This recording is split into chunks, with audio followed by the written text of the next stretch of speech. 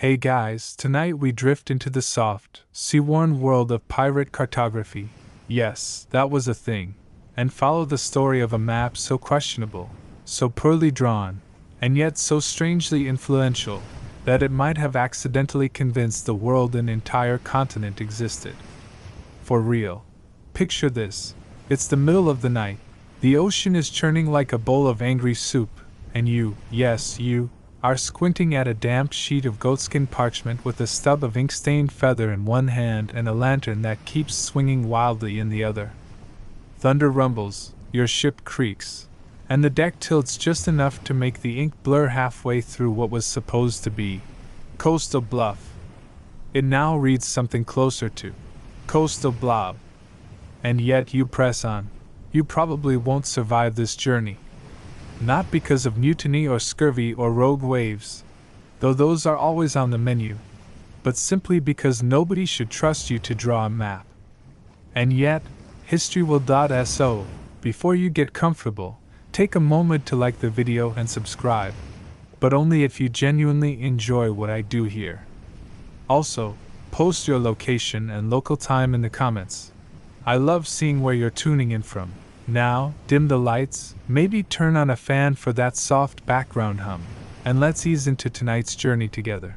You trudge up from below deck, grumbling as seawater sloshes across your boots. Your task? To sketch the day's sailing progress before sleep. Not because anyone asked, but because you're the only one who can sort of read. Also, you stole the ink. And the quill. And frankly, you're a little bored. A sudden gust rattles the ship's ratlins, and you steady yourself beside the barrel that serves as your desk. The night is dense with fog, thick as wool, and the only thing visible on the horizon is, well, nothing. But you squint anyway, pretending you see a jagged silhouette rising in the distance. Maybe it's land. Maybe it's just your imagination. But you draw it. A messy scribble. 2 bumps and a squiggle. You mark it with a smug little Terra? As if you're some kind of explorer. The rest of the coastline, warped and guessed at, fills itself in from memory. In truth, you're not sure where you are. Somewhere near the edge of the known sea, probably. Or possibly off course by several hundred nautical miles. That doesn't stop you. You label things with flair. Hidden lagoon, which is really just where you dropped a bucket, forbidden inlet, where Jones got stung by a jellyfish, and Isle of Bitter Wind, a joke, but it sticks. Historians still argue whether this entire portion of the map was a drunken prank, a clever code, or a sheer hallucination. A rat scurries past, and your candle flickers. You hastily finish the coastline with a heavy hand, dragging ink across soggy parchment. The result looks plausible, maybe even convincing, from the right angle, in bad light, and this is the moment. The accidental birth of an entirely fictional continent. You don't know it yet, but those 2 bumpy squiggles? They'll be mistaken centuries later for a lost landmass. One that scholars and sailors and kings alike will argue over. All because you were trying to impress a quartermaster who once said your handwriting looked less like script and more like a goose stepped in tar. With a grunt, you roll up the map, stuff it into a leather tube, and toss it in a storage crate beside pickled onions and unclaimed boots. You go below deck, crawl into your hammock, and dream of quieter shores. You will never see that map again. Weeks later, your ship veers too close to a coral reef. The hull groans, shudders, and then gives way. It takes on water like a sponge in a bucket. You and your crewmates hurl crates overboard, trying to lighten the load, but it's no use. In the panic, your map container gets caught in a net of rope and flung into the sea. You watch it disappear beneath the waves. Honestly, you're more upset about the onions. And yet, miraculously, perhaps with the help of a floating boot or the stubborn waterproofing of that leather scroll tube, your map survives. It drifts for days, maybe weeks. Salt dries along the edges. Fish nibble the corners. Eventually, it washes up on a beach you'll never visit, in a land whose language you don't speak. A child finds it. Or a trader. Or maybe it's scooped up by a passing fisherman who thinks it's a love letter from a mermaid. Historians still debate this too.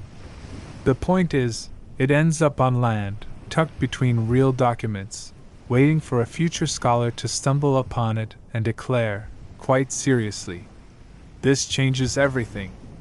But for now, your journey ends. The sea claims your ship, your crewmates scatter to the winds, and your story, quietly, absurdly, has only just begun. You never meant to leave a legacy. Certainly not one involving sea monsters, misplaced continents, and a ripple of scholarly embarrassment. You were a pirate, not a cartographer. And yet here we are, centuries later, thanks to one damp, desperate evening and a questionable grasp of geography. Let's talk about why pirates like you were even drawing maps in the first place. It's easy to assume that pirates just stole charts from merchant ships and called it a day. Sometimes, sure. But piracy, especially the long-haul, semi-professional kind, needed a bit more finesse. When you're spending weeks at sea with a crew that navigates by the stars and spite, having your own map became oddly useful. Not necessarily accurate, but at least familiar. Plus, pirate maps were rarely just about geography. They were living diaries, codebooks, treasure guides, logs of the unforgivable and the unforgettable. A good map might show you where the British Navy patrols at dawn. A better map might include which port tavern serves rum watered down with vinegar. And let's not forget ego. You loved putting your name on things. Even if you signed it, Captain Blusterous, or Blacktooth Mac, which, historians suspect, was actually just you after a bout of molar rot. Pirates often included small flourishes, skull doodles, cryptic symbols, an occasional profanity scrawled near a rival's anchorage. There were also traditions. You might burn the edges for flair, or bury copies in bottles to mess with treasure hunters. Pirates had a wicked sense of humor. One infamous map showed a trail to infinite gold, but it just led in a loop around the latrine.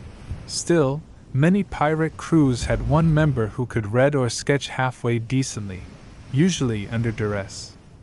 That person quickly became the mapkeeper. Not a glamorous title, and certainly not one that came with a pay raise, but it meant you got to hold the scrolls and pretend to know what magnetic declination meant. In your case, you volunteered. Why? Because it let you sit in the shade, drink slower than everyone else, and pretend you were calculating currents. You once spent an entire afternoon tracing the same bay, just to avoid mopping blood off the deck. Now, here's the strange part. The more maps pirates made, the more they were taken seriously. Not by kings or naval officers. No, those folks dismiss your work as seafaring nonsense.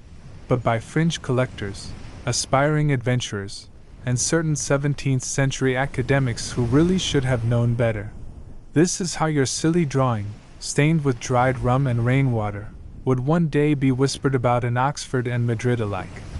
Historians still argue whether pirates genuinely believed their maps were reliable, or whether they were mostly performance art. Because here's the twist, many pirate maps weren't meant for anyone to follow.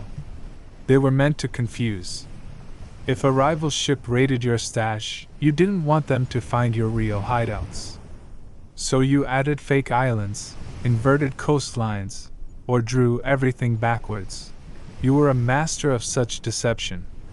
Your map included a peninsula shaped like a walrus. Why? No one knows. Perhaps it was a joke. Or perhaps you actually did see a landmass shaped like a walrus once, and forgot you were looking at it upside down. Quirky fact for the night. Some pirates used lemon juice as invisible ink, marking real treasure spots in a way only heat could reveal. Not that it helped them much. One poor soul discovered his notes, only after sitting on them too close to a lantern. The treasure was lost. His pants were not. The key takeaway is this: in your time, making a map wasn't about perfection. It was about storytelling. Territory was as much myth as measurement. When you drew that odd coastline during the storm, you weren't thinking about scientific accuracy. You were thinking, this is a moment I want to remember. Maybe even this will outlive me, and it did. Sort of. You didn't know that your fellow pirate, Briggs, would later sell off a chest of random belongings, including that scroll container with your map still sealed inside. You certainly didn't anticipate it being purchased by a spice merchant who collected nautical oddities. And you definitely didn't expect it to be forgotten inside a trunk labeled fish recipes and miscellaneous accounts for the next 180 years. But we're getting ahead of ourselves. Right now, it's still just you and that slightly warped map, tucked in the belly of a ship that's drifting closer to ruin. Maybe you hum a sea shanty. Maybe you mutter something poetic. Or maybe you're just wondering if the squid ink will stain your fingers permanently. Spoiler, it will. This is your quiet rebellion. Your shrug at the rules of navigation. Your little ink and paper prank on the universe. And like most good pirate tales, it begins with the wildly mistaken assumption that no one is watching. You're back on deck again. The sea has calmed, the wind has dropped to a lazy sigh, and there's a smell in the air like rotting citrus and salt. It's the kind of morning where time feels like a concept meant for landlubbers. The ship creaks beneath your boots as you lean against a splintering rail, holding the map you drew the night before. It's not impressive. Not even to you. But it's yours, and now you've got to hide it. You fold it once, then again, then roll it up so tight it crackles. Not from dryness. This parchment hasn't been dry since Cartagena, but from layers of grime and salt pressed into every fiber. You consider stuffing it into your boot, but there's already a spoon and 3 stolen playing cards in there. No, this needs its own place. The captain's orders were clear: bury the treasure and make a record, but don't let the crew know where. Which is ironic, because half the crew already suspects you're going to draw a decoy map anyway. You are, of course. That's standard protocol. You duck below deck, grab your tools, a hunk of squid ink, a broken compass that mostly points eastish, and a battered piece of charred driftwood for tracing rough lines. You spread open a fresh scrap of parchment, if fresh, includes the faint smell of pickled fish, and begin. Let's be clear, you're not making this map for navigators. You're making it for yourself, and maybe 1 or 2 people smart enough to understand your shorthand. Like how 3 dots in a triangle always mean goats. Or how a jagged crescent shape isn't a bay. It's where Krabby Tom fell overboard while sneezing. You sketch the coastline again, but this time you embellish. The mystery shore you imagined during the storm? Now it's bigger, bolder, more defined. You label it Isla Incognita, unknown island. It sounds dramatic, like something that belongs on a scroll sealed with wax and suspicion. Historians still argue whether this specific map was ever used to bury real treasure. Some believe you merely hid a stash of dried mango slices and a single gold tooth. Others claim the symbols, especially the one shaped like a chicken with a crown, are too deliberate to be random. You finish the map and carefully smear a bit of grease along the edges, then sprinkle it with ash. It now looks older, more mysterious, like something that's seen things. Possibly things involving parrots and fire. Next comes the hiding spot. You and Briggs row out to a quiet beach just after dawn. The sky is still purple, the water a sheet of molten pewter. There are no landmarks here, just dunes, scrubby palms, and a suspiciously large crab watching you with what you interpret as judgment. You dig. The sand is coarse and wet, full of little shell shards that bite into your fingers. Eventually, you uncover a hollow under a crooked tree. You bury the chest there, contents mostly unknown to you, but heavy enough to strain your back. Then you mark the tree with 3 notches and a crude etching of, "Is that a turnip? Whatever?" You'll remember it. Back on the ship, you return to your map and make one last addition, a swirling crescent just offshore labeled Vortex Bay. Does a vortex exist there? Not even remotely. But it might keep nosy sailors away. You tuck the finished map into a wax-lined tube, then stash it behind a panel in the galley, right next to where the cook keeps emergency raisins. It's safe. Hidden. Mostly forgotten. And that would have been the end of it, if not for a thunderstorm 3 days later and the unfortunate incident with the exploding barrel of lamp oil. You barely have time to think as the ship shudders, flames licking along the deck, and crew members leap into the sea with the kind of urgency normally reserved for sharks. You grab a barrel, paddle like mad, and curse the map, assuming, of course, it's now a pile of ash and squid ink goo. But it isn't. Somehow, in the chaos, your little scroll tube gets jettisoned from the wreckage. Maybe it floated. Maybe it hitched a ride in a crate. Maybe a seagull carried it as a gag gift for Poseidon. No one knows. Not even you. And yet it survives. It survives better than the ship. Better than most of the crew. Better than the cook, who was last seen chasing his raisins downstream on a piece of driftwood. Quirky side note: pirates often waterproofed scroll tubes using beeswax, animal fat, or, when desperate, chewed gum and seaweed paste.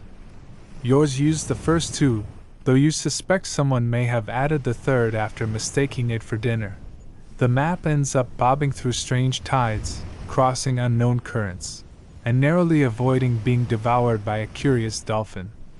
For weeks it drifts, then land. Not the land you drew, mind you. Somewhere else. Somewhere you never sailed to. A quiet, rocky shore. Mist curling through spruce trees. The call of unfamiliar birds overhead. And on that lonely coast, your map rests. Half buried. Waiting. Quiet as a secret, patient as the tide. Centuries blur past like sea foam on the tide. Your map, sealed in wax and crusted with time, lies forgotten beneath a tumble of driftwood. Seasons come and go. Rain softens the edges. Moss creeps in. At one point, a raccoon paws it curiously and decides it's not food. Good instincts, that raccoon. But nothing so fragile should survive this long, and yet, it does. Why the map endures when everything else rots away is a question that will puzzle archivists for years. Some say it's the beeswax seal. Others suggest divine comedy. One theory, favored by the more romantic school of historians, proposes that objects tied to powerful intentions, greed, hope, or in your case, mild boredom, sometimes resist decay. Regardless, your map remains intact, nestled beneath the rocks and forgotten ferns of a coastline you never meant to draw, until one day, a storm hits. Waves crash against the cliffs. Trees sway and moan. And a small landslide uncovers the leather tube, washed clean by rain and shining faintly in the mud. A child finds it, a girl named Elst, wandering with her dog while avoiding her math homework. She picks it up, unscrews the cap, and unrolls your slightly fishy-smelling parchment. At first, she thinks it's a prank. The names are strange. The drawings look like someone gave a seagull a pen. But she's intrigued. Her grandfather collects antique books. Maybe this, she thinks, is worth a story. She brings it home, shows it to her grandfather, who raises an eyebrow and murmurs something in Dutch that loosely translates to, "Well, this is unexpected." Turns out he used to work in the archives of a maritime museum. He's seen maps. Hundreds. Maybe thousands. But none quite like this. It's the coastline that gets him. Specifically, the squiggly one. Because no modern continent matches it. but it almost does. Just enough to cause doubt. Just enough to spark a curiosity that gnaws at the edges of logic. He places the parchment under glass, shines a warm yellow lamp on it, and begins to gently clean it with a soft brush. More features emerge. Isla Incognita. Vortex Bay. And a little mark in the corner that looks suspiciously like a pirate's profile drawn in exactly 6 angry strokes. Mainstream historical fact. In the 17th and 18th centuries, pirate maps were considered mostly junk, less useful than a broken compass, and about as truthful as a sailor's tale after his 4th mug of ale. But occasionally, one made it into a university collection, usually misfiled under folk art or miscellaneous coastal oddities. This one? It goes on a shelf beside tax ledgers and faded sea charts of the Dutch East India Company. Filed away. Misunderstood. Half forgotten again.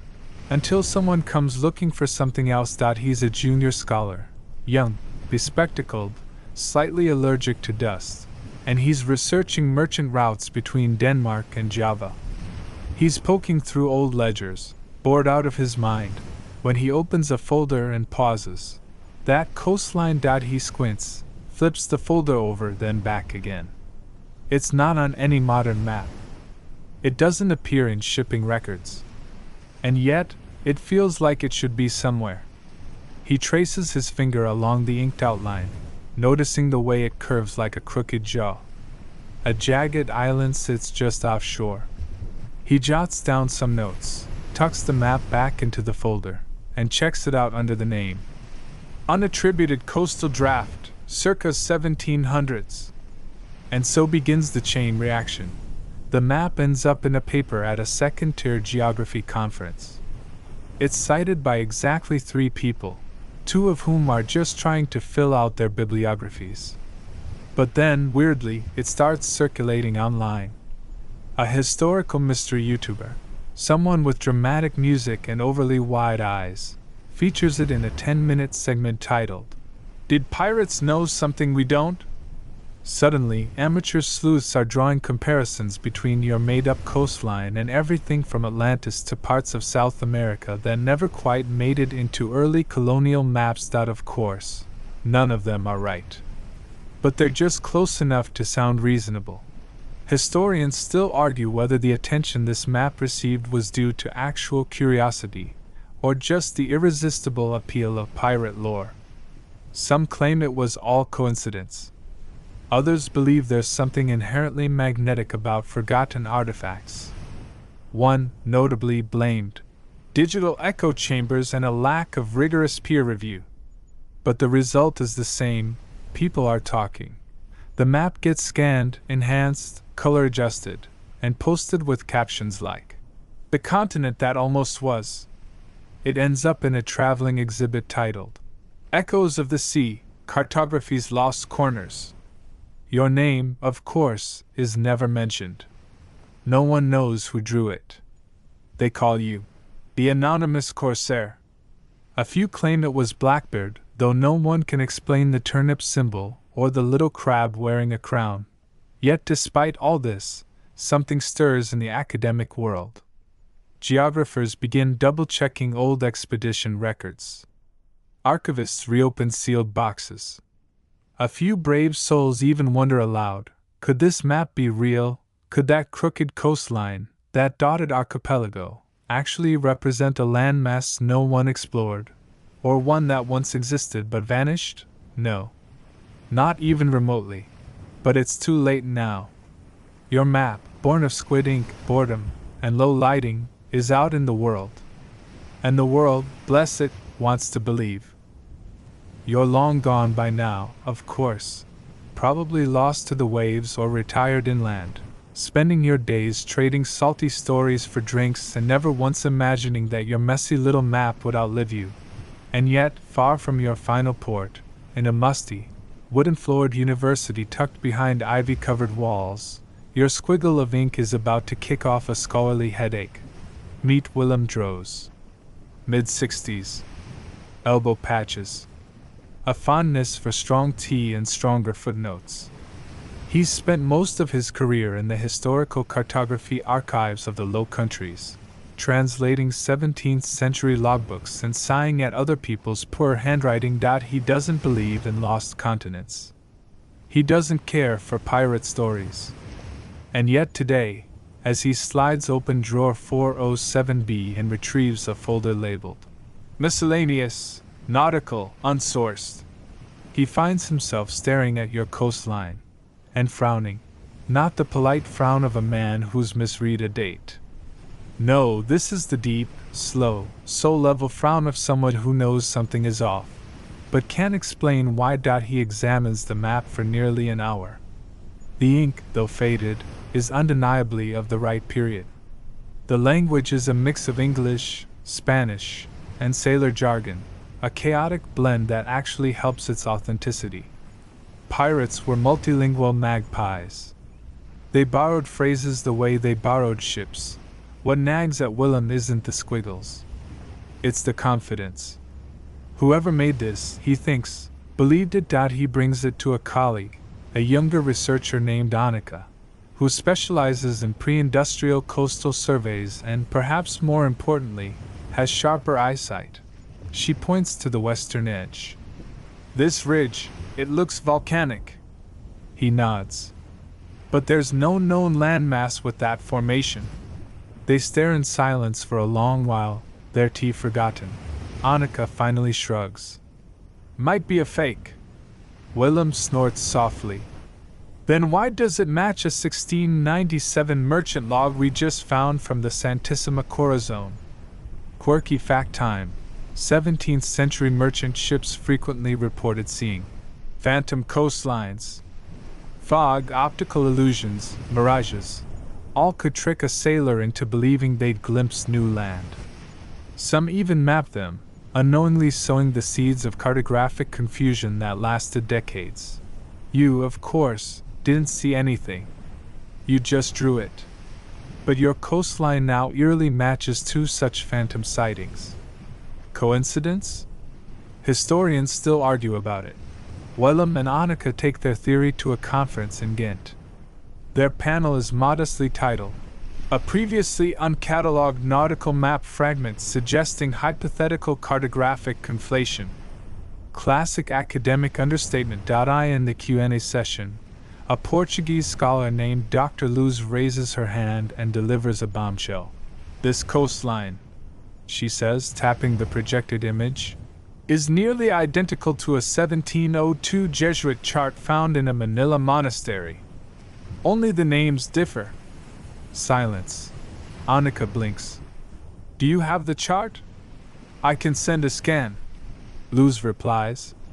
But I must warn you, it's written in Tagalog, Spanish, and something I can't quite identify. You'd be proud. The combination of chaos and nonsense you scrawled one foggy evening has now officially become a multinational riddle. Back in the archives, Willem becomes obsessed. He starts pulling out unrelated files. Fishing logs. Colonial tax records. Even whaling charts. And he begins to find patterns. Not truths, exactly, more like echoes. Certain curved shapes show up in unrelated maps. Specific headland sketches that never correspond to real places.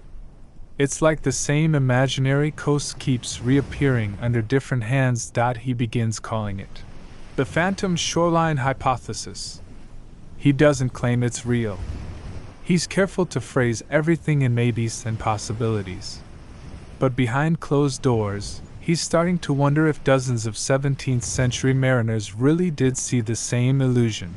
Or worse, copied it from one another without realizing. Which, frankly, is hilarious. Because they were all just copying you. Point one bored pirate. One ink smudge doodle. One map left out to dry and now preserved in academic amber. Willem writes a paper. The journal rejects it. Too speculative. Too silly. He shortens it, adds some footnotes, and resubmits. This time it gets accepted, barely. No one reads it, except one professor in Denmark who runs a blog called Lost Geometry, Cartographic Curiosities Across the Ages. She writes an article, and that's when the spark catches. Because now, it's no longer a mystery buried in academia.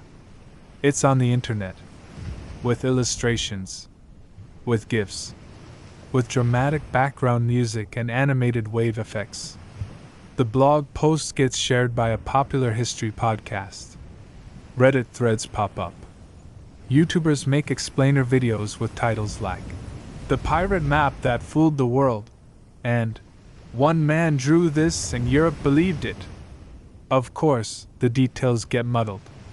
Your map is credited to at least 4 different pirates: Captain Kidd and Bonnie, someone named Squint Eye Hawkins, which might have been you on a bad day. The coastline becomes evidence of everything from lost Atlantean outposts to secret Portuguese colonies. Meanwhile, Willem Droz receives an email from a museum in Tokyo. "Dear Dr. Droz," it begins, "we believe we may have a related artifact. Would you be willing to confirm its similarity to your phantom shoreline map?" Willem adjusts his glasses and smiles, because for the first time in his long, quiet, tea-fueled career, he might actually be on to something. You're not aware of any of this, of course.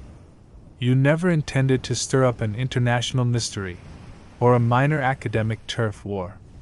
But your map, now more famous than you ever were in life, has taken on a second career as a riddle with ink-stained edges. And this next part? Well, this is where things begin to wobble delightfully out of control. Willem Droz, notebook in hand, boards a plane for Tokyo. He's never flown before. He much prefers ships, trains, and chairs that don't move. But this is important. A museum there, the Nancy Maritime Institute, has claimed to hold a nautical diagram of unknown provenance, bearing stylistic resemblance to a map fragment from the Low Countries. That's academic speak for, "We found something that looks suspiciously like your weird pirate coastline, and we don't know what to make of it." The Tokyo map is strikingly similar. Same general shape. Same swooping ridge. Same suspicious island cluster near the bottom edge. But the labeling? Entirely different. Not just in language, Japanese, some archaic Portuguese, but in what the land is called. Here, it's labeled as Hajime no Shima, Island of Beginning. That's right. Somewhere along the way, your half-imagined coastline became a mythical point of origin. A beginning, not an accident. Willem is floored, and as more experts get involved, they start noticing something else strange. The Tokyo map wasn't just similar in content. It appeared older. Now, this is where things get sticky. Because your map is clearly from the early 1700s. That's established. But the ink in the Japanese version? Preliminary testing dates it to the late 1600s. Cue the collective historian gasp. How can your copy, born from a bored pirate during a foggy storm, show up after another version already existed? Historians still argue whether this means the coastline was an idea that predates you, that you copied it unknowingly from some oral sailor lore, or, more thrillingly, that someone copied you before you even existed in the records. Willem, ever cautious, writes in his field notes, "We are either observing an extraordinary coincidence, a case of cartographic plagiarism, or perhaps, just perhaps, a cultural meme of the sea, passed hand to hand by people too salty to write it down." Meanwhile, the Japanese researchers dig deeper. Turns out the map was owned by a retired merchant sailor named Takanobu Ito, who claimed in a faded diary to have seen it once on the sails of a rogue vessel, as she vanished in fog. A poetic way of saying I think I spotted a pirate ship with weird designs. Or maybe just a tall tale to entertain his grandchildren. But this line catches fire. Because now, storytellers and academics alike begin to wonder, were pirate ships sailing with painted maps on their sails? Was your coastline, your fictional landmass. More than a scribble? Was it a symbol? In a way, yes. You remember painting it once, crudely, on a spare bit of sailcloth, mostly to irritate the captain who thought art was a waste of decent canvas. You didn't expect it to last. And yet, now, that little act of piracy-inspired graffiti might be why a completely different culture recorded your map. A fleeting glimpse through mist and memory. It traveled not on parchment, but on sails. Quirky historical tidbit. Japanese sailors in the late Edo period were known to copy foreign images and flag designs they glimpsed at sea, even if they didn't understand the meanings. Some symbols were reused as good luck charms. Others just made cool tattoos. Your squiggle? Might have been both. As this revelation brews, a new term is coined by a young journalist covering the story. Ink drift. It refers to the way information, especially false or accidental information, can drift across time and geography, taking on new meanings with every retelling. Your map becomes the prime example. A mistake that refused to stay still. Soon, conferences start including entire panels on the phantom shoreline. Scholars debate everything from the aesthetic symmetry of the coast to its possible real-world inspirations. Was it based on Nova Scotia? Patagonia? A warped memory of West Africa? Spoiler, it was based on nothing. Just your hand, your ink, and a very long night. But try telling that to the dozens of specialists now arguing about volcanic topology and underwater continental ridges. A soft-spoken expert from Lisbon even proposes that the coastline bears resemblance to a section of the Earth's crust that disappeared beneath the ocean after a seismic event in the early 1500s. His theory? The pirates inherited a very old map, maybe even a remnant of a pre-modern survey, and passed it along without understanding what they had. That theory becomes a book. The book becomes a podcast. The podcast inspires a documentary. You are now, without knowing it, the origin point of a mild academic frenzy. A coastline that never existed is now featured in college syllabi, museum exhibits, and Reddit threads arguing whether it's a Mandela effect, a hoax, or proof of a parallel timeline. And in the middle of it all is your squid ink sketch. Still unclaimed. Still unsigned. Still a mystery. But not for much longer. Because someone is about to recognize your work, and they have another map. You never had an art style, just a haphazard scrawl and a fondness for dramatic loops. But apparently, that was enough. Because now, across the sea in Spain, in the quiet alcove of the Archivo General de Indias in Seville, a museum assistant named Ignacio is staring at a brittle sheet of parchment and thinking, wait a second, the map he's holding doesn't look like much. The ink has faded to the color of weak tea, and parts of it have been chewed by time, or maybe just by mice. But what catches Ignacio's eye isn't the coastline, though yes, it is suspiciously familiar. It's the way the lines are drawn. He's seen that style before. The overconfident slant. The inconsistent spelling. The same curlicue flourish on capital TS. And this seals it. The little stick figure in the corner with a triangle hat and a speech bubble that simply reads, Ignacio doesn't know what means in 18th century nautical slang. No one does. But he knows this map is related to that map. He emails Willem Droz with the subject line, possible match. Come see. Bring patience. Willem arrives a week later, tea thermos in hand. He examines the Seville map under soft lighting, gently turning the edges with tweezers and a reverent hush, like it might sneeze. There it is again, your coastline. Nearly identical. Same big blob of land. Same zigzag cove. But this version has one crucial difference. Coordinates. They're vague, likely inaccurate, but they're there. Scribbled in the margin in a different hand, but underlined twice. It implies someone, somewhere, tried to find the place your fictional continent was supposed to be, And that someone wrote their name, Captain Gaspar Salvatierra. Not a famous name. Not even a moderately well-known one. But a quick dig into the Spanish naval records shows that Salvatierra captained a small exploration vessel in 1733. His logs are patchy, but one entry stands out. Cited peculiar coastal shape not marked on existing charts. Crew uneasy. Shoreline vanished and missed by next morning. You guessed it, your imaginary island had now joined the ranks of sea ghosts and optical illusions. Historians still debate whether Salvatierra truly believed he saw land, or whether he simply had a case of wishful mapping. After all, imperial officers were often under pressure to discover new territories. The more land they claimed, the more glory they earned. Even if that land didn't technically exist, the map in Seville is clearer than your original.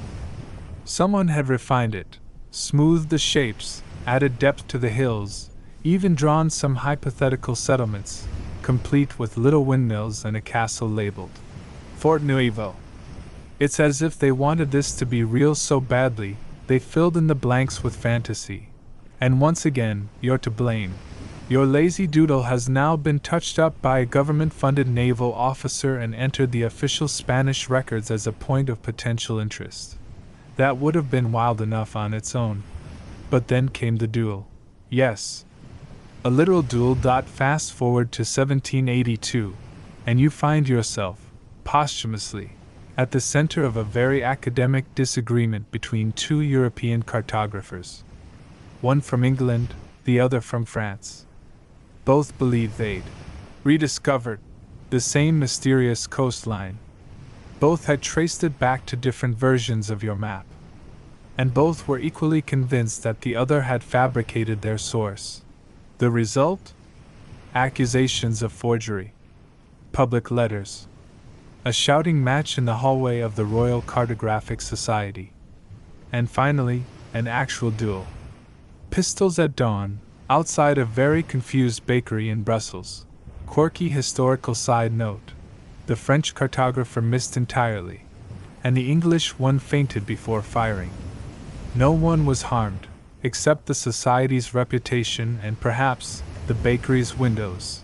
After the incident, the Royal Society issued a statement urging greater caution when interpreting undocumented coastal representations. A subtle way of saying, please stop dueling over pirate doodles.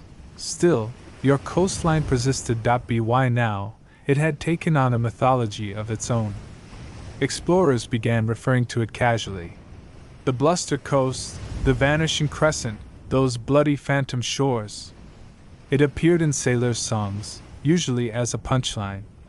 And yet, captains still glanced at the horizon with hope when their charts took them near that patch of ocean. Just in case. You see, people wanted it to be real. The world felt bigger, messier, more magical if it was.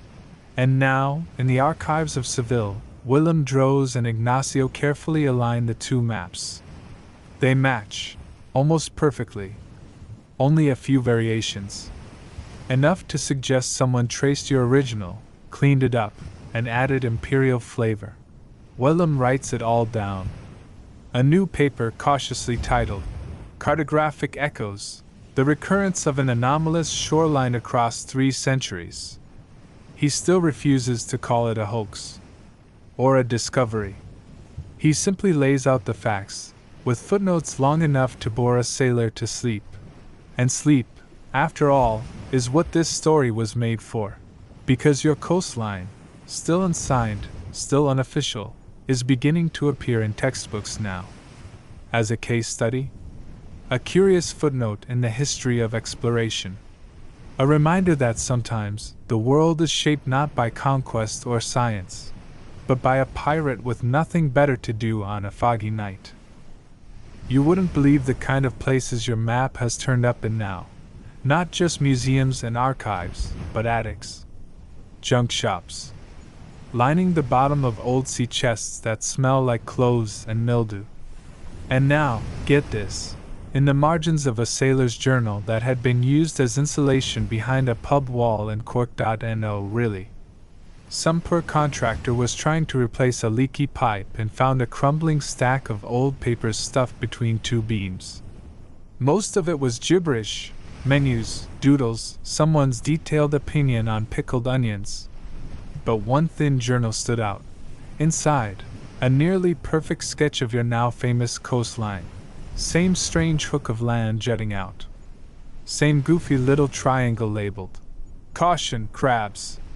The writing style matched your hand almost exactly. The twist? This sketch had no island name. Just one word scrawled beside the coast in faded brown ink. Almost. Historians still debate whether this meant almost discovered, almost real, or almost got eaten by a shark while drawing this. You'd approve of that last one. The journal's owner was a sailor named Declan Reeves, a cabin boy turned quartermaster who served on several merchant ships between 1720 and 1740. His writing is lively, slightly crude, and unlike most of your contemporaries, completely honest. Declan admits he never saw the mystery coastline. He just liked the shape of it. Said it made a fine break from the usual boring bays. He'd seen a copy of your map pinned to the back wall of a tavern in Port Royal, copied it into his journal, and then forgot about it. Which brings us to a strange realization. Your map didn't just drift. It spread. Through ports, taverns, storytelling circles, and second-hand sketches, your coastline became folk art. A meme in ink and salt. Sailors borrowed it like a lucky charm, the way some folks carry rabbit's feet or wear ridiculous hats during storms. It's no surprise, really. Back then, the world was still full of holes, blank spots, edges, and into those spaces poured imagination, superstition, and occasionally, someone like you with a leaky quill and a flair for drama. Quirky fact for the night: during the early 18th century, maps were often used as bar decor, especially in pirate-friendly ports. They gave sailors something to point at while drinking. "I've been there." "No, you haven't." "Shut up, yes I have." Classic historical dialogue. Some of these tavern maps were legitimate charts. Others were jokes. And some, yours included, blurred the line between both. This is how your map ended up on the wall of a pub called the Limping Wench, where Declan copied it, slightly tipsy, using charcoal and the back of a receipt.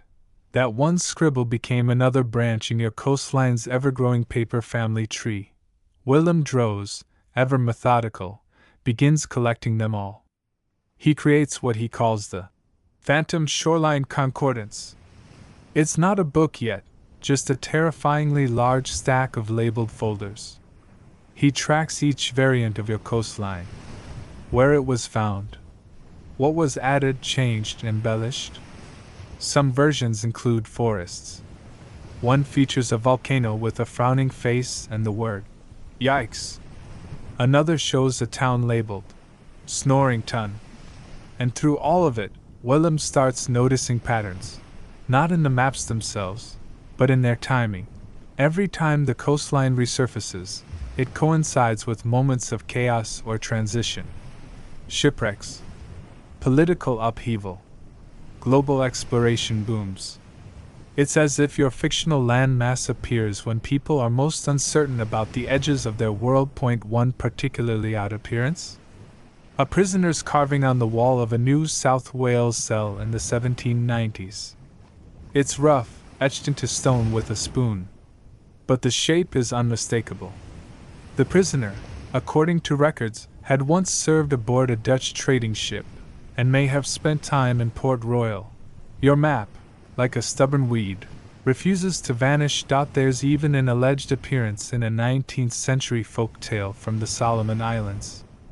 The story describes a floating land seen only by dreamers and fools, marked by a hook-shaped bay where the sea sings lies. One anthropologist makes a weak case that it matches your coastline. Others dismiss it. But it's too late. Bloggers seize the quote and run with it.by now. Your map has become legend. Students write essays about it. Artists reinterpret it with watercolor and ambient sound. A musician samples the coastline's outline to create a soundwave melody. It's not half bad, actually. A bit melancholic. Heavy on the cello. You've somehow created the cartographic version of a sea shanty, passed on, reshaped, slightly off-key, and surprisingly enduring. Even the skeptics can't kill it. One particularly grumpy historian publishes a paper titled, "No, pirates didn't discover a hidden continent. Please stop. It's well researched." Firmly worded. Absolutely ignored. Instead, a popular streaming show announces a limited docuseries called Almost the Map That Never Was. They shoot reenactments with actors dressed in suspiciously clean pirate outfits and throw around terms like terra incognita and maritime Mandela effect. Willem Droz is interviewed for exactly 48 seconds before being edited out for not being spicy enough. He doesn't mind. In fact, he kind of likes it. Because by now, even he understands, your map is no longer just a map. It's a mirror, a playground, a riddle wrapped in sea spray. And it reminds people, especially those who've never drawn a coastline themselves, that mystery still lingers in the margins of what we know. Your coastline, impossible as it is, still suggests something very human. Maybe we don't have it all figured out, and maybe we never will. The coastline you doodled, probably while half listening to two crewmates argue about whether dolphins could be trained to guard treasure, has now reached Antarctica.no. Really.it starts with a doctoral student named Romina working out of an icy research base on the Ross Ice Shelf. She's there to study glacial shift patterns, but when the blizzards roll in and the power flickers, people pass the time trading trivia and obscure research rabbit holes. Romina, bless her exhausted soul, stumbles across a blog post about your map while procrastinating on a climate model. At first, she laughs. Pirates? Imaginary continents? She'd rather believe penguins are running a secret democracy under the ice. But the image haunts her. Because, unlike most folks, Romina has access to high-resolution scans of early global weather records, obscure maritime drift patterns, and satellite reconstructions of ancient coastal shapes now buried under centuries of snow and tectonic shrugging. One foggy week later, she's got a theory. A wild, impossible, wonderful theory. She pulls up sediment scans from the southern Pacific, off the coast of where the phantom shoreline might be if it had existed, and compares it to the rough curve of your original map. And then she does something no one's done yet. She overlays them. And they kind of match, not precisely. Not enough to convince a real estate developer, but enough to make a glaciologist whisper. Okay, that's weird. Romina writes to Willem Droz. Subject line. You're going to hate me, but hear me out. Willem does, in fact, hate it, at first. He mutters something about cartographic pareidolia and swears mildly in Dutch. But then he does what scholars do best. He investigates it anyway. And the more he digs, the more he starts to wonder if your fake coastline had unintentionally echoed the submerged outlines of a shelf edge lost to time, shapes no one in your era could have known. Historians still argue over this theory. Most call it a coincidence. Others blame it on selective comparison. A few quietly suggest that sailors, through oral lore and vague descriptions, might have passed down shapes remembered from earlier, undocumented voyages. Or, depending on who you ask, from dreams. You, of course, were just filling space. But now, geologists are testing sediment cores from those waters. A few podcasters start whispering about the lost shoulder of Gondwana. And someone even builds a speculative 3D model of your coastline and renders it in full photorealistic terrain, complete with forests, cliffs, and entirely fictional birds called Hookbeaks. Meanwhile, back in the realm of delightful nonsense, a group of indie game developers creates a cozy exploration game based entirely on your map. Players start at a small cove and wander inland, discovering quirky landmarks like the Turnip Tree Crab Rock and the Whispering Bay, which, in the game, actually whispers ominous weather facts at you. It's gentle, meandering, and oddly soothing. The game's tagline: explore the cartographic mistake that changed the world. It wins an award. People cry at the ending, and somewhere along the way, your coastline becomes less about being real and more about being possible. Like all good myths, it adapts. Quirky side note: in 2024, a museum in Amsterdam hosts an exhibit called Phantom Shores, showcasing the evolution of your coastline through every known version. They even commission an AI to blend the features of every surviving map into one metamap. The result? Still a mess. But a beautifully consistent mess. Visitors walk through giant floor projections of the coastline. Kids draw their own additions. One child adds a giant pineapple-shaped volcano. Another, a floating bakery. You've started something you can no longer control. Willem, now semi-retired, attends the opening night in a slightly wrinkled linen suit. He watches a couple holding hands while tracing your coastline with their bare feet. A docent reads from a plaque describing the anonymous corsair, a term now used in textbooks to refer to you, the original mapmaker, whose name no one has ever confirmed. Willem smiles and mutters. He would have hated this. But he stays until the end. And in the final room of the exhibit, there's a replica of your original map displayed in a softly lit glass case. Just below it, on a simple plaque, it reads, "Sometimes a place doesn't need to exist to be remembered." Because that's the thing, isn't it? Your coastline never was. It wasn't surveyed, settled, or seen. And yet it's carved into more minds now than many real, tangible islands. People remember it. People feel something when they see it, something dreamy, nostalgic, curious. It invites questions. It offers a place to wander, if only in your mind. Romina sends her data off to a peer-reviewed journal. It'll take months to hear back. Maybe no one will take it seriously. Maybe someone will. But she's okay either way. She just wanted to know if the shape meant anything, and maybe it doesn't. Or maybe it means exactly what she suspected, that even fictions, given enough drift and time, become part of the truth we carry. And so, while storms rise and glaciers shift and ships keep sailing through foggy horizons, your coastline endures. Unreal. Unlikely. Unforgettable. You didn't mean for any of this to happen. Honestly, all you wanted was a little peace and quiet. Maybe a chance to dry your socks and sketch something vaguely land-shaped while the quartermaster yelled about salted pork rations again.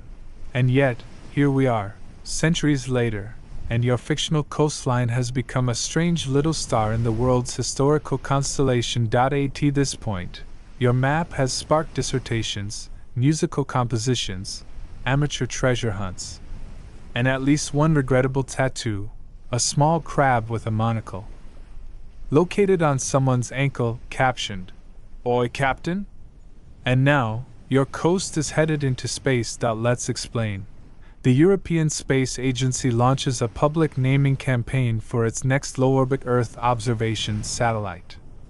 Thousands of names pour in: scientists, mythological beasts, inspirational phrases.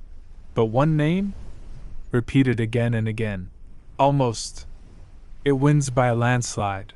The satellite is tasked with mapping coastal erosion and tracking changes in sea level. The symbolism isn't lost on anyone.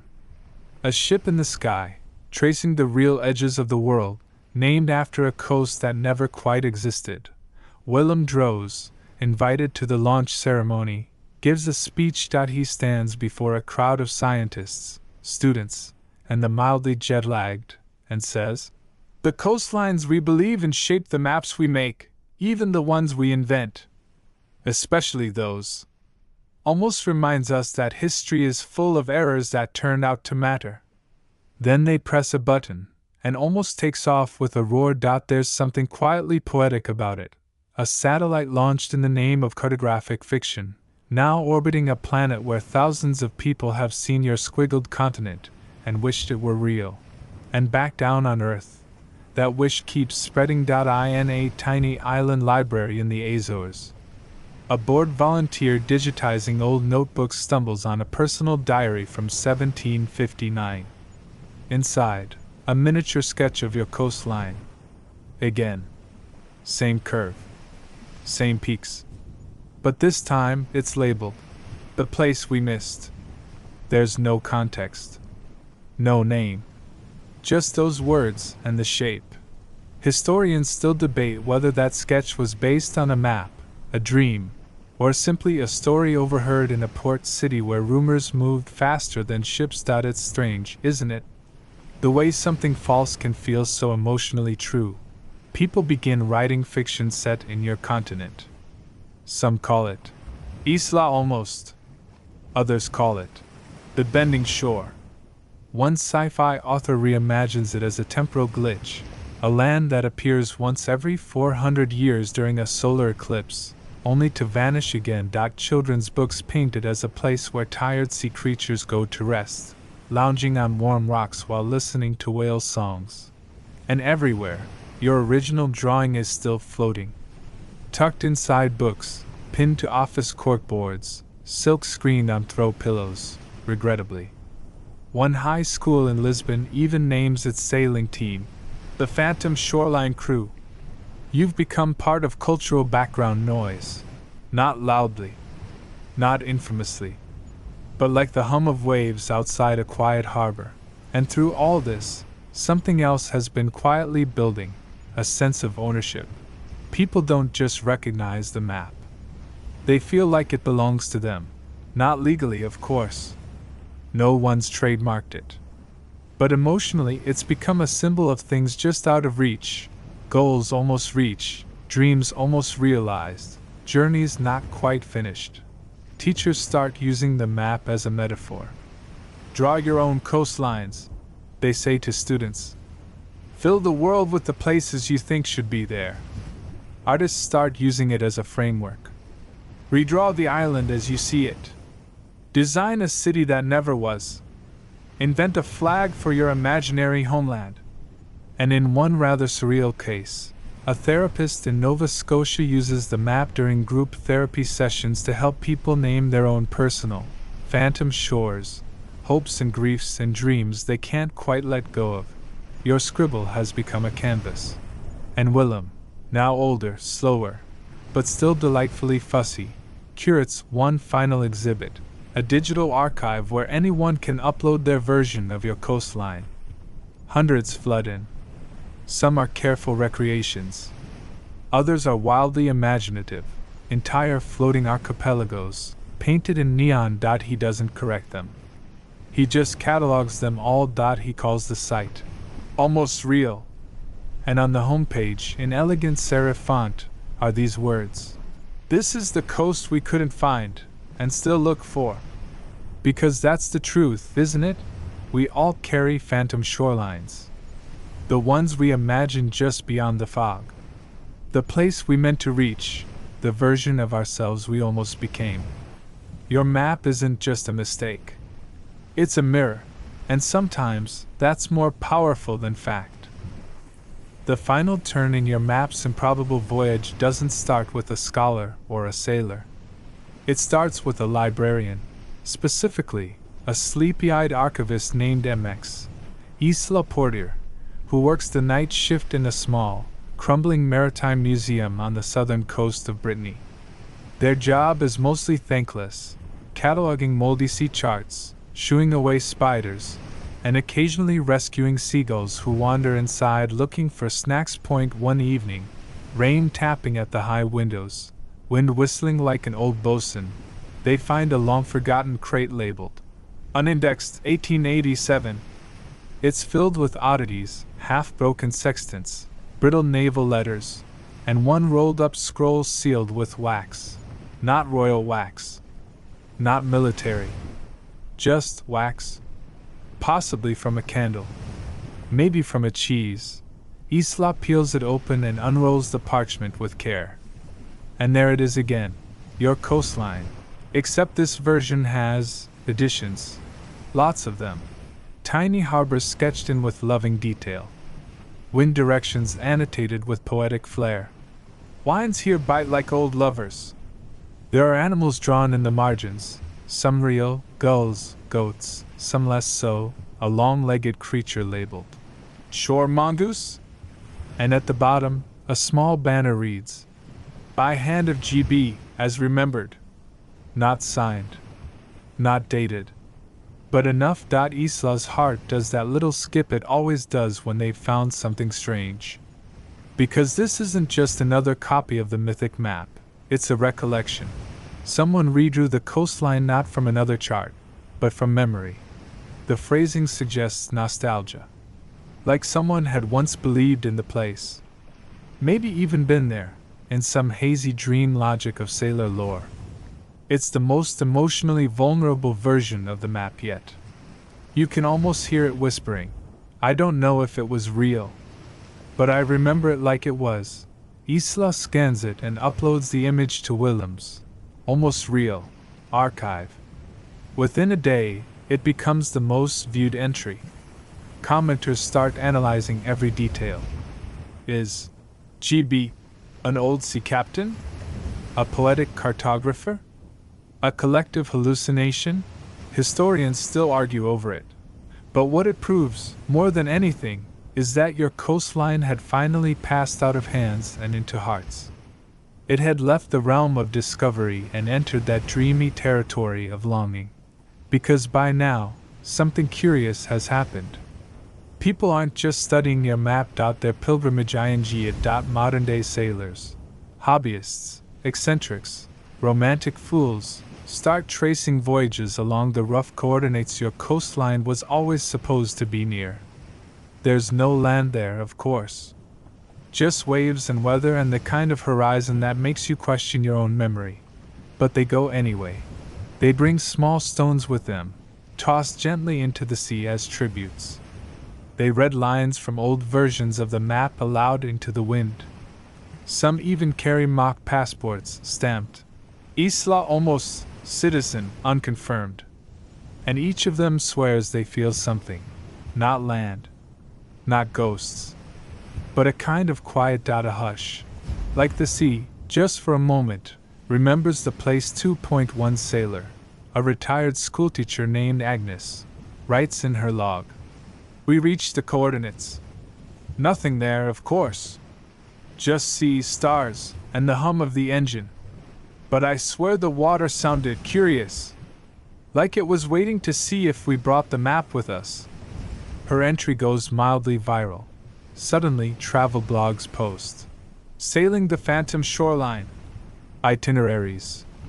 Meditation retreats host floating workshops themed around navigating the coasts that don't exist. A cruise company launches a one-time voyage to nowhere, complete with storytelling nights about cartographic errors and sea myths. You've accidentally created the first tourism industry built around not arriving. Quirky side note. A popular travel Instagrammer films herself drifting alone near the map's coordinates, whispering bedtime stories to the sea. She titles her series Almost Home. There's even a gentle spiritual movement bubbling up. Nothing formal. Nothing with robes or incense. Just a quiet belief shared among strangers that places don't need to be real to matter. That yearning is a kind of compass.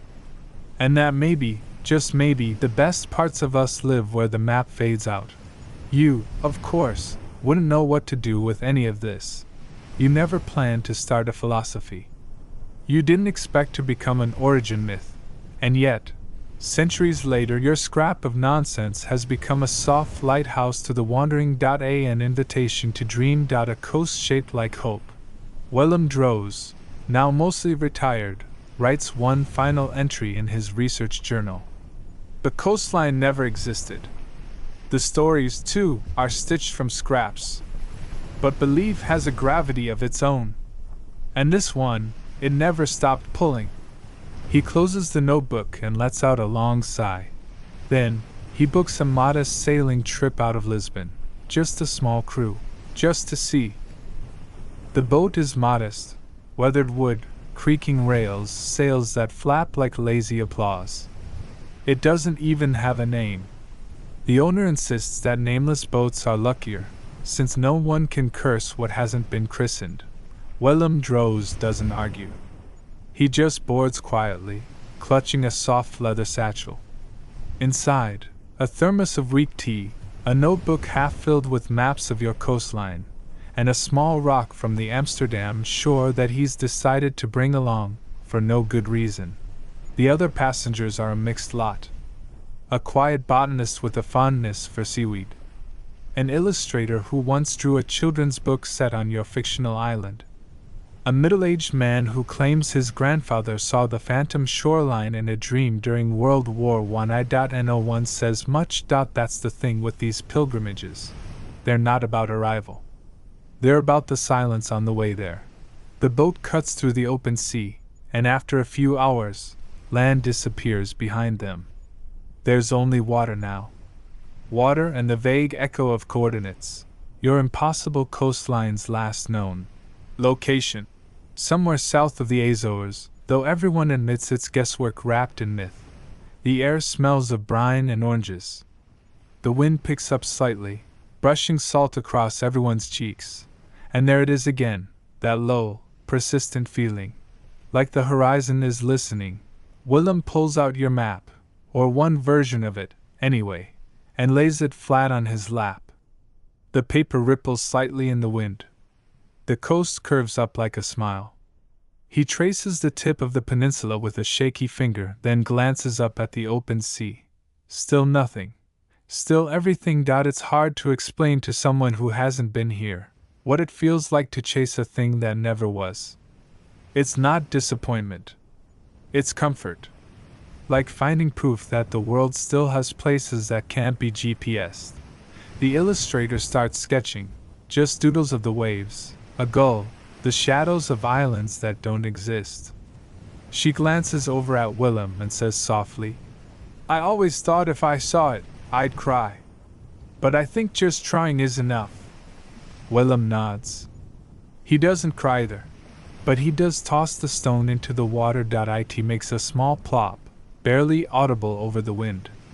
He watches the ripples fade, then leans back, closing his eyes, listening to the gentle rocking of the boat and the quiet voices of people telling stories that start with, "My grandfather once heard," and then something strange happens. The clouds shift. The sun hits the water at an odd angle. And just for a moment, just for one blink, the sea ahead seems to shimmer with shape. A curve. A suggestion. An outline of something not there, but almost. Everyone sees it. And no one says a word. Because they all know, if you try to name it, it disappears. If you try to prove it, it laughs. And so they say nothing. The boat drifts for a few more hours. No land appears. No mystical fog. Just open ocean and the strange comfort of not knowing. Back on land, after they return, each person remembers the journey differently. The illustrator insists the sky looked wrong for a few minutes. The botanist swears they smelled rosemary, despite no herbs aboard. Willem simply writes in his log, "Didn't find it. Didn't need to." And he doesn't go again, not because it wasn't worth it, but because once is enough. Instead, he begins archiving other imaginary places. Ancient cities spoken of in sailors' songs. Rivers drawn on maps that vanished after the first rain. Lands beyond the edges of the known world that showed up in one diary and were never seen again. He starts a new paper. Cartographic fictions as cultural truths. It's dry, full of academic phrases like memory contouring and nautical mythology as mnemonic architecture. But at its core, it's about you, not you by name, because no one knows it, but you as the idea. The pirate with ink-stained fingers, filling time during a storm. The doodler who built a dream. The sailor who didn't find a continent, but accidentally invented wonder. And isn't that enough? Your coastline is now part of museum exhibits, art projects, children's lessons, sleep stories, tattoo flash sheets, folk songs, conspiracy theories, cruise itineraries, and one very weird bakery in Lisbon that sells phantom shore pastries, which taste vaguely like nutmeg and mystery. Even governments start using the term ghost shorelines to refer to outdated maps. A nod, however unintended, to your legacy. The real irony? The sea level has changed. The coastlines of the actual world are shifting, and now parts of your coastline are beginning to look less fictional. A team of researchers in 2031 predicts that a rising landmass near the mid-Atlantic ridge will break the surface in under 100 years. They call it Candidate Continent X. In private, though, they refer to it by another name, almost. Wellham, long retired, smiles when he reads the article. He doesn't send a letter. He doesn't post a comment. He just folds up one last copy of your map, places it in a sealed envelope, and tucks it in the back of his closet, just in case. So now your coastline lives in closets, maps, satellites, and storybooks. But here's the part that no one expected, not even Willem, not even the wide-eyed YouTubers or the scholars who built entire careers parsing your pen strokes. Your map helps people sleep. It's the oddest twist yet. Someone, no one quite remembers who, reads your story on a podcast meant to help listeners fall asleep. They describe your coastline softly, tenderly. They speak of its crooked harbors and windswept inlets, its phantom hills and crab-infested shores, and they do it in a voice like warm tea and rain on a tent. The episode becomes quietly popular. People say it helps with insomnia. It's not the mystery that soothes them. It's the pacing, the gentle meandering, the sense of a world just out of reach, but not threatening. Safe. Dreamy. Suddenly your map is everywhere again, but this time, in sleep content. Storytellers describe their journeys along your coastline. They narrate long, drowsy walks through invented villages. One particularly popular video walks listeners through a fictional bakery near Windbluff Cove, where they can imagine smelling honeyed buns and sea salt. There's something about the coastline's unfinished nature that works. It invites the imagination but never demands it. There's no drama, no conclusion. Just drift. Someone on a sleep forum says, "It's like bedtime for my brain. Like tucking in my curiosity without killing it." Soon after, a well-known narrator includes your story in a collection of maps that never were, describing you as the cartographer who gave the world its favorite dream. Of course, it's not quite accurate. You weren't a cartographer. You barely drew straight lines. And you certainly didn't mean to create a soothing meditation on myth and memory. You just wanted something that vaguely looked like a coast so your crewmates would stop using your parchment as a napkin. But now, you're a lullaby. Willem hears one of these stories one night, years after his last voyage. He's not sleeping well, something about the ticking of the radiator and an old ache in his right knee. But the voice helps. It tells your story the way it deserves to be told, slowly, kindly, with no particular rush to get anywhere. And as he dozes, he finds himself back at sea, not on a real ship, but the one in his dreams, where the sails never tear and the horizon always holds the shape of almost. Meanwhile, young listeners all over the world begin drawing their own versions of your coast before bed. Some include talking gulls. Others imagine lighthouses made of coral. One child insists the inland lake is shaped like a sleeping dog. And one draws the same map twice. Because that's the beauty of your creation. It grows with the dreamer. In schools, teachers use it as a writing prompt. Draw the part of the island where you'd live. In nursing homes, residents tell stories of having been there, once, in some far-off fog, and they speak with a smile no one questions. And one evening, a woman recovering from surgery writes in her journal, "Today I walked the beach at almost again. I watched the sunset from Bluff 3 and left my worries in the tide." That's when Willem finally understands. Your map isn't a map anymore. It's a place to put things. Unspoken grief. Half-forgotten dreams. That longing ache for something familiar, even if it's imaginary. Especially if it's imaginary. And somehow, that makes it real. Because in the realm of sleep, we don't need roads. We need contours of possibility. Gentle trails to follow, not destinations to reach. Your coast is perfect for that. Bumpy, vague, endlessly reinterpretable. You gave the world a safe place to wander in its rest. And so now, every night, somewhere on Earth, someone listens to a voice describing the bend of your shoreline, the softness of your fictional sand, the quiet lull of phantom waves brushing up against a harbor that no ship ever docked at, and they sleep peacefully. Here's the thing they don't tell you about legends. Eventually, they loop back to their beginning.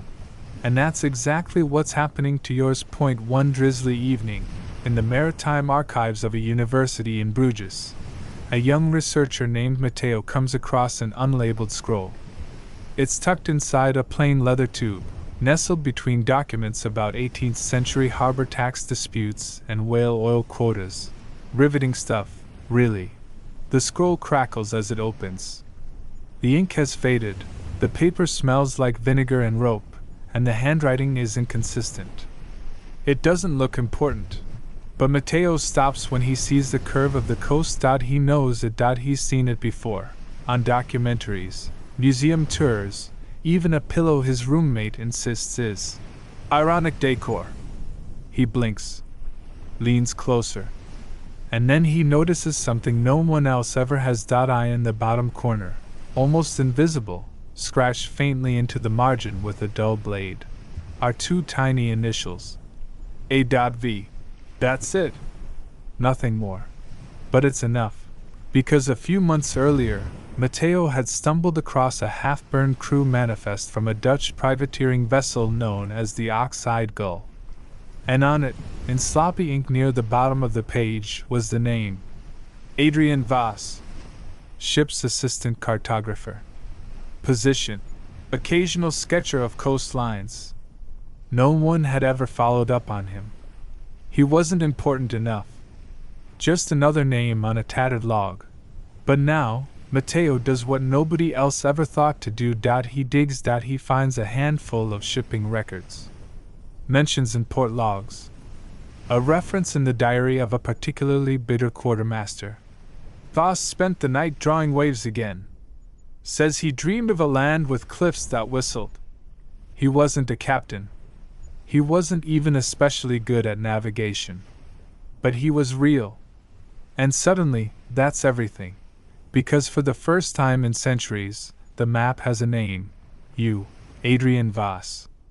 The man who scribbled a coastline that spiraled far beyond his tiny, salt-soaked life. No biography. No portraits. No great adventures. Just a few surviving scraps that suggest you existed. And one very stubborn drawing. Matteo publishes a quiet paper, nothing flashy, just the facts. He includes side-by-side comparisons of your known map variants and the newly discovered scroll. He doesn't speculate. He simply lays it out and ends with the line: "If AV is Adrian Voss, then he was never lost, only drifting." Willem reads the paper over black coffee one morning. He smiles, slow and quiet, then folds it neatly and files it into the last folder he'll ever label for your map. Origin confirmed, maybe? Because even with a name, the myth doesn't shrink. It expands. People start writing new stories, not just about the coastline, but about you. The sailor dreamer. The cartographer with more imagination than accuracy. The man who looked at an empty patch of sea and thought, what if? Historians still argue, of course. Some claim it's not conclusive, that the initials could mean anything, that the map might have had dozens of authors over the years. But most people don't care, because names, like coastlines, are just reference points. The magic was always in the margins. Now, museums start labeling your map the Voss coastline. Not officially, just in the quiet way things change. It's whispered during tours, scribbled into captions, used in podcasts and bedtime stories. And in classrooms, kids start asking, "Who was Adrian Voss?" They don't want facts. They want vibes. They want to know if you really saw the land you drew out, if maybe, just maybe, you glimpsed something the rest of the world missed. Wellham records one last audio lecture before his retirement. In it, he says, "Whether he intended it or not, Adrian Voss charted something that still echoes through minds and myths. He drew not what was, but what could be. And what could be is often more important." By now, your map has been reinterpreted in every way imaginable: fiction, film, fiber art, soundscape, sculpture. One artist even builds a walking trail that matches the outline of your coastline exactly, carved into a hillside in Norway. And at the halfway point of the trail, visitors find a small bench on it, a brass plaque that simply reads, "To Adrian Voss, who showed us how to draw where we've never been." People sit there, breathe the mountain air, and imagine the sea. That's your legacy now. Not an island, not even a mistake, but a question point, one that still hasn't been answered. One that maybe shouldn't be. What if there's something waiting just beyond the map? The final chapter of your map story doesn't end at sea, in a museum, or even in one of those cozy ASMR bedtime videos. It ends in a dream. Or, rather, in the space between dreaming and waking, where imagination stretches its legs, unbothered by fact, and quietly rearranges the world to make room for one more impossible place. A young girl named Anya, living in a city where snow falls sideways, is tucked into bed. Her grandmother, an old sailor's daughter who once traced your coastline into the sand with a stick, sits beside her, humming softly. Anya whispers, "Tell me the story again. The one with the map." And so she does, not from a book, not from a podcast, from memory. She speaks of a pirate with ink on his sleeves, of a map drawn not to deceive, but to distract, of a coastline shaped like a crescent moon that no one had ever seen, but everyone somehow recognized. She tells of sailors who searched for it, not because they believed they'd find it, but because it gave them something to look toward when the stars were hiding. She describes the villages along the coast, Windbluff, Turnip Hollow, Crabstone, and the bakeries and libraries and whispering harbors. She tells it as if she'd been there, and Anya listens with eyes wide open, not needing to sleep just yet. Outside, snow taps at the windows. Inside, the map unfolds again, between them, in imagination. Alive. Because that's what your coastline has become. It's not just a legend. It's a gift. A space people can fill. A shape that memory wraps around like a favorite blanket. A fiction that behaves like truth. The kind of thing people carry with them, tucked behind the ribs. And the truth is, we never really wanted your coastline to be real. We wanted it to be possible. That's better, somehow. More useful. Less confining. It gives us somewhere to aim without needing to arrive. Because the real world is full of borders, boundaries, destinations. But your map, it offers direction without destination. Curiosity without conclusion. Movement without pressure. Even now, with your name finally attached, the coastline keeps floating, through stories, through dreams, through quiet searches on rainy afternoons. And no matter how often people retell it, redraw it, reinterpret it, they always leave something blank. A bay. A road. A cliff. Some corner of the coast left untouched. Not because they forgot, but because they know you're supposed to finish it yourself. It's yours now. And now, we gently drift away from the edges of that imagined map. The sea grows quiet. The sails lower. The pencil lifts from the parchment. There's no need to go further tonight. The coastline, still unfinished, still waiting, will be there when you return. Just like it always has been. Just like it always will be. So take a moment to rest your thoughts. Let them trail softly like sea foam on the tide. You've walked long stretches of phantom sand, listened to the wind hum lullabies through ghostly rigging, and followed a path shaped not by certainty, but by wonder. Let the harbor lights dim now. Let the wind quiet. And if, in your dreams, you find yourself sailing again, charting a cove that wasn't there yesterday, sketching a bluff that seems oddly familiar, don't worry. You're exactly where you're meant to be, because even in sleep, you're still exploring, still following the shape of almost. The sea may be deep, the stars distant, and the land forever just out of reach, but your ship is steady. Your compass is kind. And your map is still unfolding. So rest now, traveler. The tide is gentle. The horizon is soft. And the coast? It's just ahead, waiting for you, quiet, impossible, and beautifully unfinished.